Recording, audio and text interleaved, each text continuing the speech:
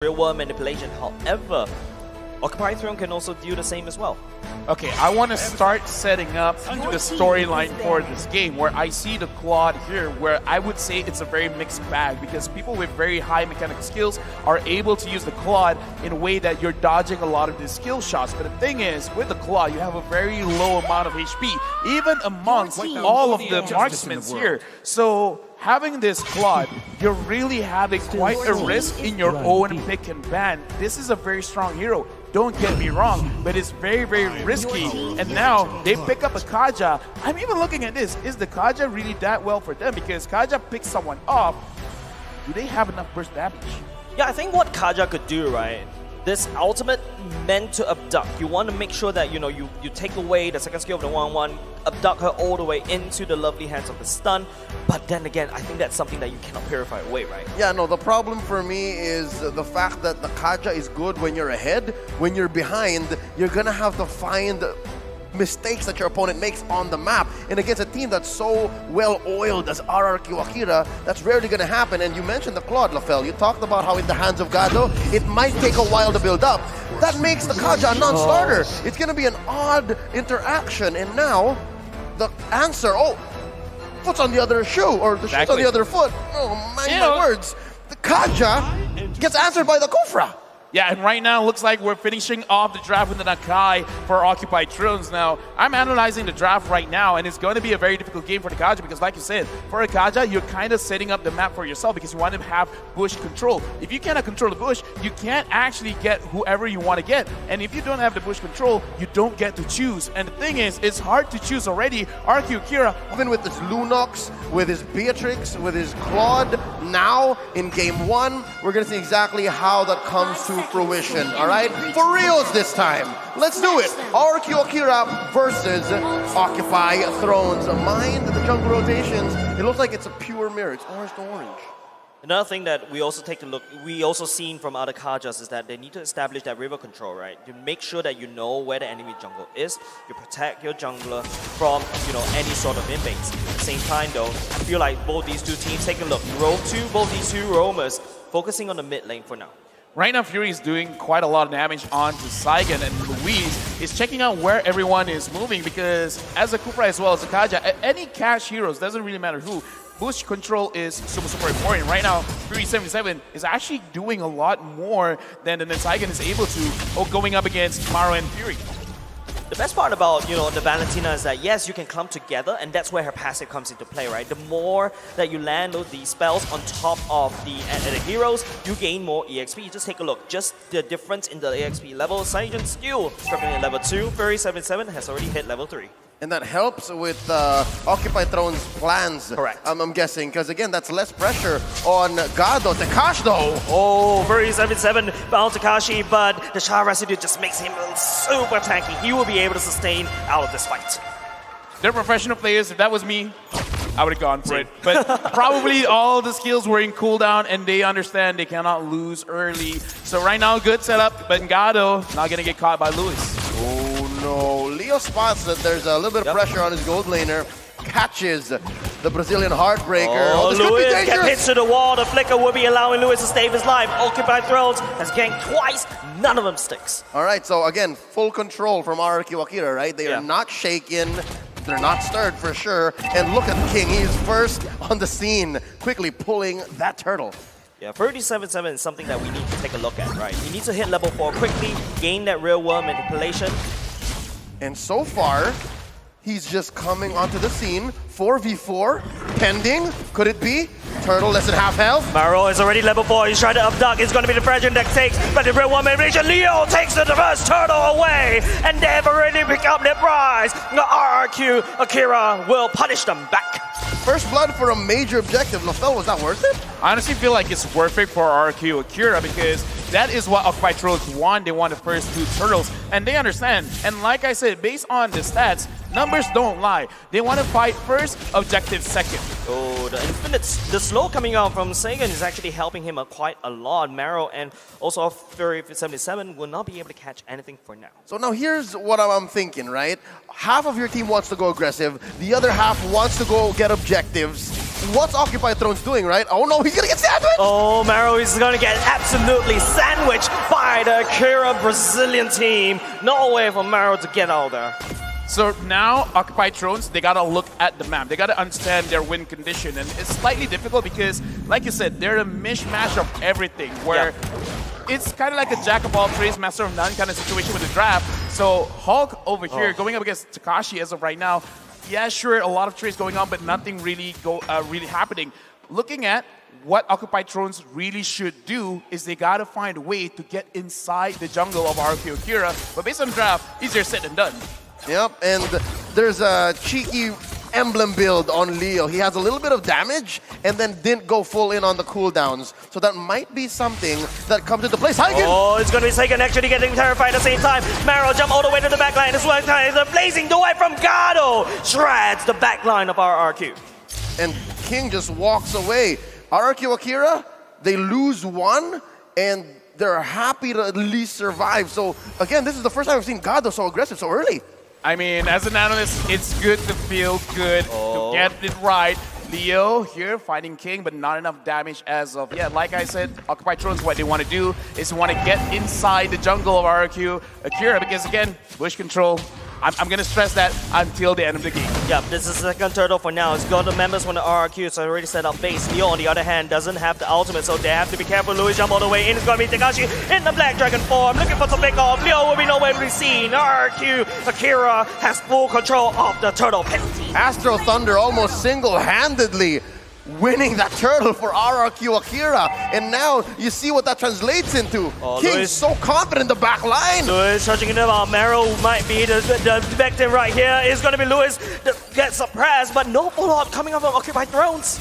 Yeah, here's the thing, right? I want to talk about that turtle fight because in that fight, Leo did not have his Hurricane Dance, and this is also very dangerous where Rrq Akira, they're really looking at everyone's cooldowns, everyone's spells, and looking at the itemization over here, I would say everyone is optimizing their items. Sorry, God, they're having a lot of penetration as well as the necessary items to actually mitigate the damage. Something interesting, right? Coming out from the club, but hold on a second. Louis bouncing around, trying to slow down Occupy Throne just a little bit, but it doesn't stick. But back to what I was pointing out, and looking at the items, Gado did not opt for the Swift Crossbow. And that's something that we'll have to watch out for. Maybe his priorities are elsewhere, because again, he's playing off kilter. This is a different timing. Gusta la Gusta. House go in, and he tries to smash, but it is going to be the 1-1 that takes into the air, but he managed to walk out alive.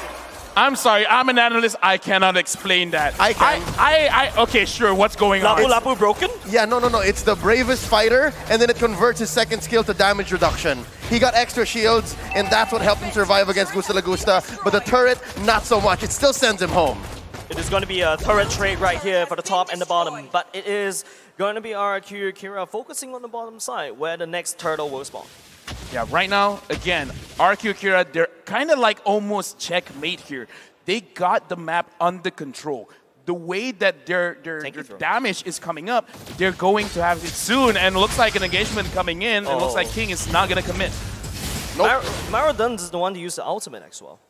Yep. So again, we're still seeing evidence of Occupy Thrones having different timings, and so far, that's what's leading to their stats just spiking up in damage taken.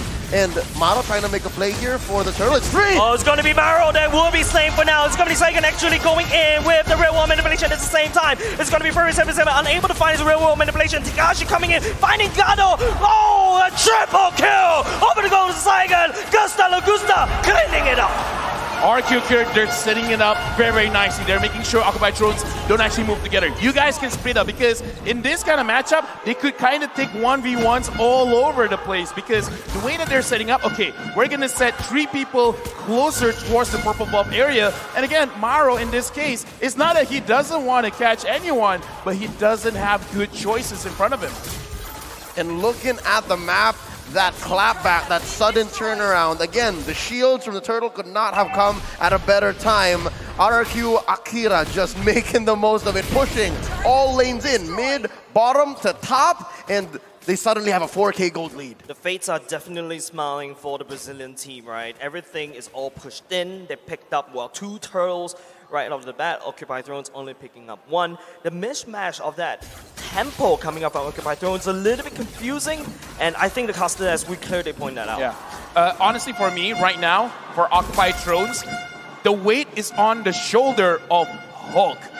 He right now, he already has enough sustain with the Bloodless Axe to hopefully go in, start the fight, let Rrq Akira show their faces, because without the knowledge of where everyone is, Maro cannot be activated. So for them to win a team fight, Hulk has to smash. Yep, and Maro only has a Dominance Ice. There's really not much this Kaja can do, especially then when there's like, what, 2 or 3 members of Rrq Akira on you. And now concealed play from Luis. Leo pops a heavy spin immediately. And the answer... Heavy spin will be allowing Leo to pick up that kill, but it's going to be a trade for the objective, throwing that away. Rrq going in real world manipulation, cancelled it right off the bat for now. Occupied Thrones will be able to pick up 1 member for free for the time being. Now the question, was that planned?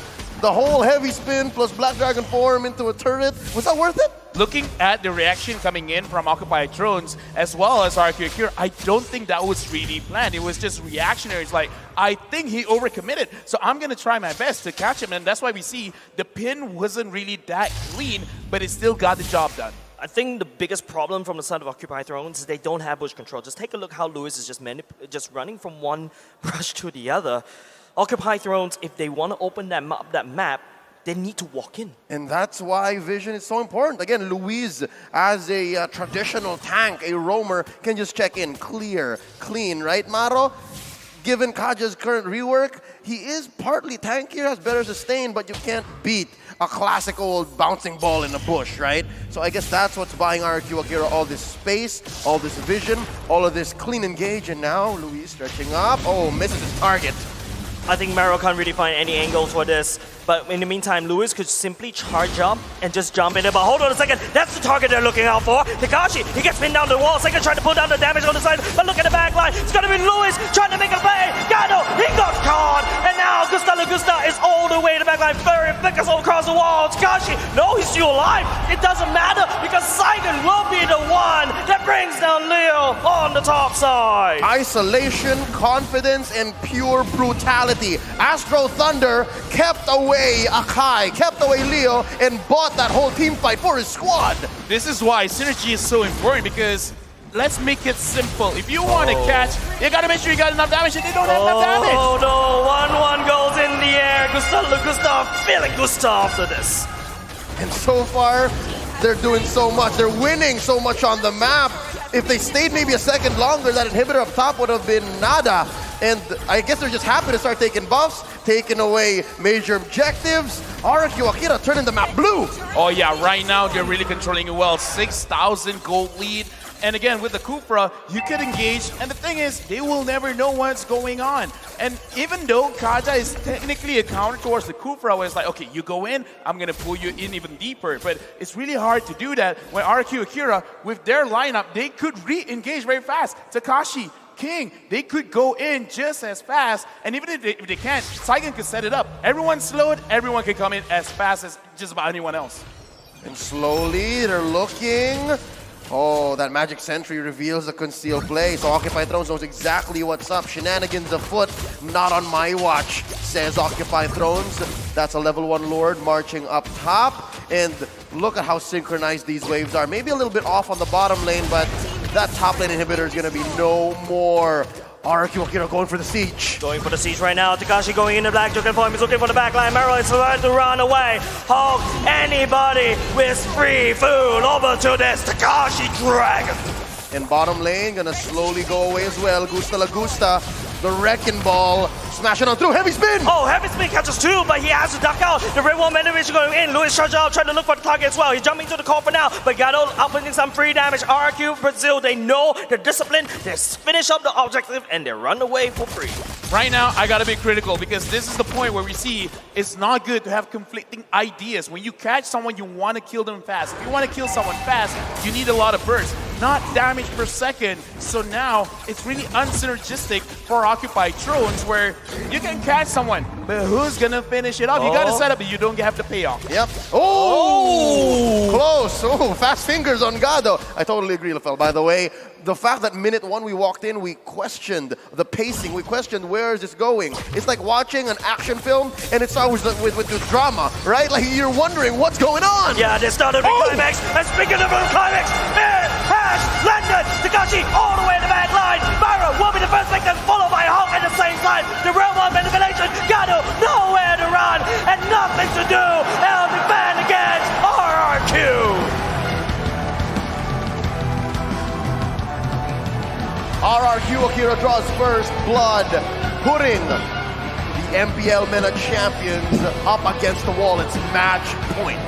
Yeah, and again, this is a situation where the draft really matters because occupied drones, individually, they have a lot of strong heroes. But you gotta understand, the 5v5, you gotta make sure that all of them can actually work together synergistically. It feels like, you know, you're making a cake, but then you decide to add tomato sauce into it. Nasi lemak. Or nasi lemak into that cake, right? And it feels like occupied drones want to do everything at the same time, but they can't really execute the main thing. But however, Rrq, there's so many secondary, tertiary engages, everything. Now you talk to me about having ice cream for